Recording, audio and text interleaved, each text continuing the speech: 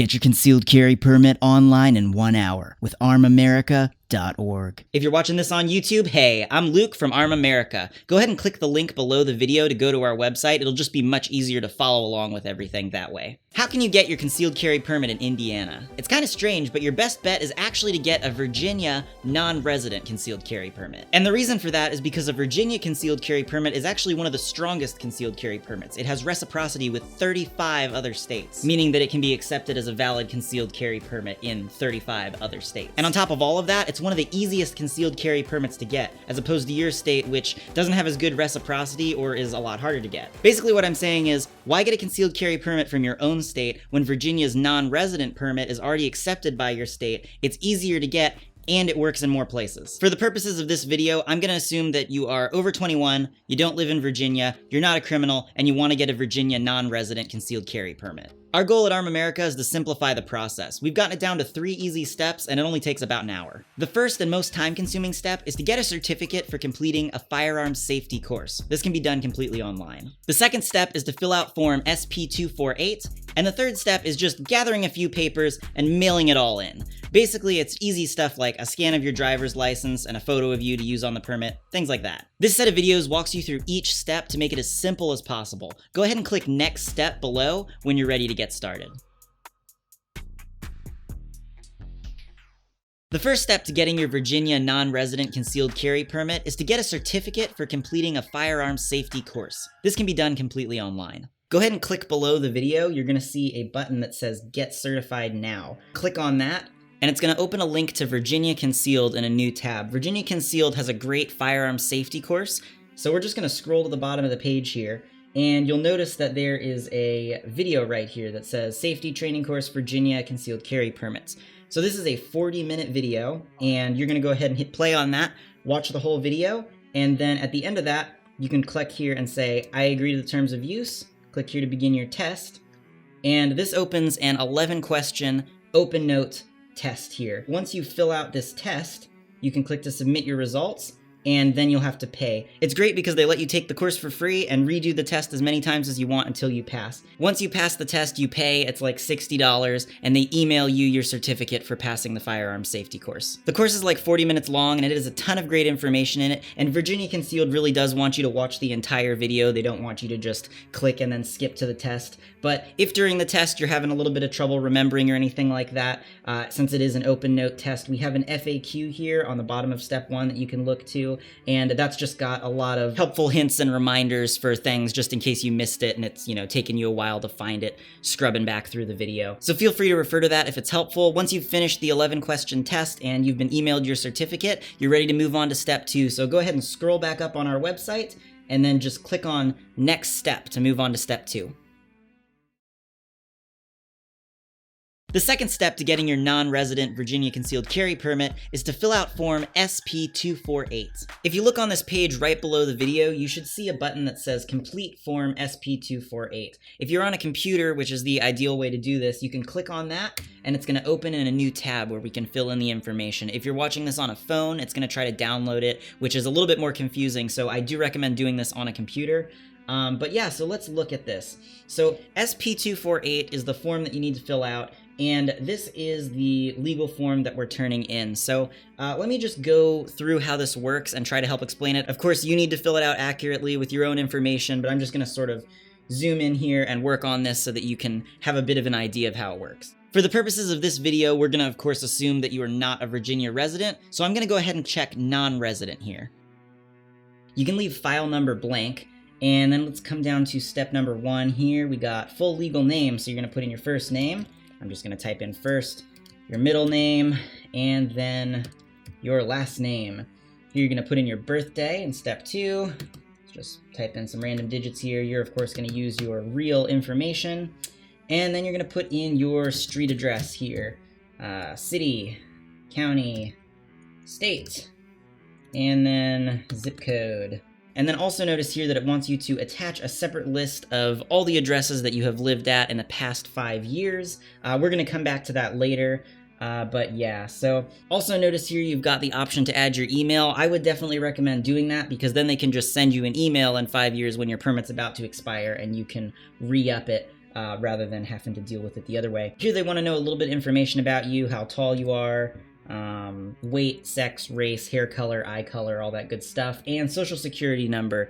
Now, they're not actually allowed to require you to put your social security number, and some people may not want to do it, but I would suggest that you put your social security number because it helps keep it from, it just makes it easier because they're trying to verify your information and make sure who you are, and they can do that without your social security number. But if you just give them your social security number, it makes their jobs easier, so you're more likely to get your permit faster. So put in your social security number there, and place of birth, you're going to enter that. Country of citizenship, of course, is going to be the United States. Phone numbers, and then here we're on to this whole section. This whole section here is basically just, are you a bad guy? So I'm assuming that you're not a bad guy, in which case you're just going to check no on all these boxes, but let's go through what they are real quick just in case. Have you ever been convicted of a felony? Blah, blah, blah. No.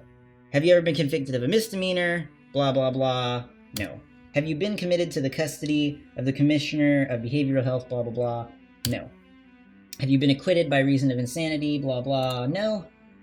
Have you been involuntarily admitted to a facility or ordered to mandatory outpatient treatment if you were subject to a temporary detention? Blah, blah. No.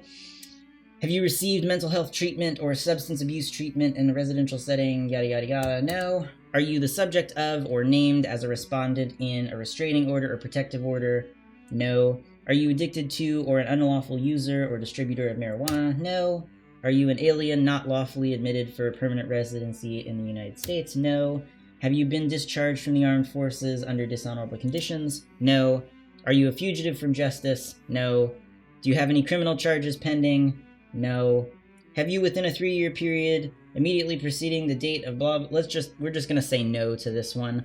Do you currently have a valid resident concealed handgun permit? I'm going to assume that, of course, you do not because this is your first time applying for one, so we're going to say no. And then down here you can see it says signature of applicant. You're going to go ahead and print this form out and sign it physically with a pen, not just type it in here. And the date you can enter yourself on the computer or you can write it in. Either way. Now all this other stuff, forms, this just relates to mostly the criminal stuff, and since we said no to everything, it doesn't really apply, so still include it with your papers, but just completely blank is fine. Form 1, Form 2, we're going to ignore all this stuff. And then these notices down here are just like additional information with the stuff that we filled out above, so you can read it if you'd like, but if you've already filled it out, you're probably good. And then this criminal background investigation thing, that's not for you. Someone else is going to fill that out. But you do want to include all of these papers. So even if they're just blank, you just, all 4 pages, print them out, and it's really only the first one that you have to write anything on. So great. We've filled out the form here, SP248. And there is one more thing, though. Now remember up here at step 3, it says to attach a separate list of all the addresses that you've lived at. We're going to go ahead and click back, and you'll notice there's a little button, and addresses. Now, you can just type this out yourself manually in Word if you'd like, but just to make it convenient for you, we've got a little button here. If you click on that, it's going to download a Word document called addresses, and you can just click on that, and it's going to go ahead and open in Word, and this is just a template to make it easier for you. So you click Enable Editing, and you're just going to update this with your addresses. There's a little note saying that, so we're going to get rid of that little note line. And if you've only lived at one address in the past 5 years, that makes it easy. Just type your one address and then delete all the other ones. But if you've lived at multiple addresses, one address per year, then you're going to just enter all of them. And then, you know, say it was only 3 addresses, you'd fill these guys out and then just get rid of these last 2 because they don't apply.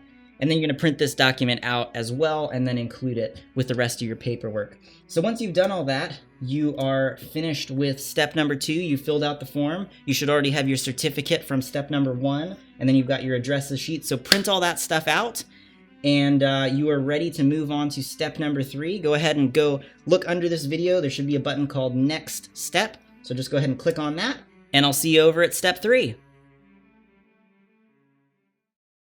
The third step to getting your non-resident Virginia concealed carry permit is to just gather a few papers and then mail it all in. So by now you should have a certificate for completing a firearm safety course, which you got in step 1, and a completed form SP248 that you filled out in step 2, along with the addresses sheet that you're going to include with it. Go ahead and print all those documents out if you haven't already and sign form SP248. Once you have all that paperwork, the certificate, form SP248, and the list of addresses that you've lived at in the past 5 years, there are just a few more things to gather before mailing it all in. You need to print out a photocopy of a government-issued photo ID, something like a driver's license or a passport. So go ahead and print that out, take that paper, and then put it with all your other papers. You also need to include a 2" by 2" photo of yourself taken within the past 6 months for them to use on the permit. While you could technically take this picture at home, there are a whole lot of requirements that you need to meet, so I'd highly recommend just going to Walmart or Walgreens, pay them like $6 and have them take it for you. Once you have your 2" by 2" passport photo, take it and stick it with your stack of papers to mail in. The next thing you need to do is get fingerprinted. It sounds a little bit intimidating, but it's actually super easy. Just Google fingerprinting services near me and you'll see a whole bunch of results. Go ahead and pick one and go in and get your fingerprints taken. It should cost less than $50. The important thing to get from this is your fingerprints on applicant fingerprint card FD258. Virginia does not accept electronic submission of fingerprints. They'll only accept your fingerprints if you include applicant fingerprint card FD258 with your prints on them when you mail everything in. So make sure to leave with a copy of applicant fingerprint card FD258 with your prints on it.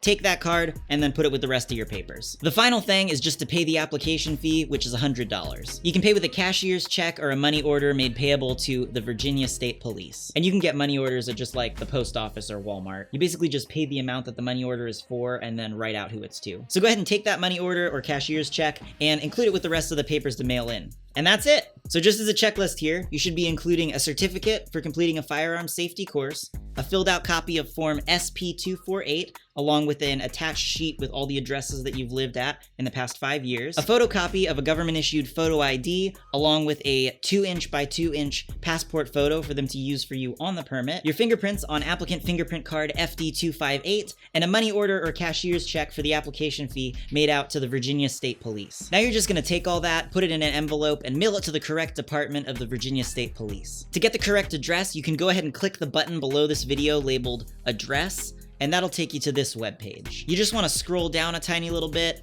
and this is the address right here. That's it. Slap some stamps on it, throw it in the mailbox, and your concealed carry permit should arrive within a month or 2. If our website's been helpful in really simplifying the process for you, consider making a donation. We're totally community funded, and we're trying to reach as many people as possible. Also, if you have any friends that are interested in getting their concealed carry permit, or you know someone who's just turned 21, make sure to link them to our site, armamerica.org. All right, guys, well that's it for the video. Thanks for helping make America a safer place.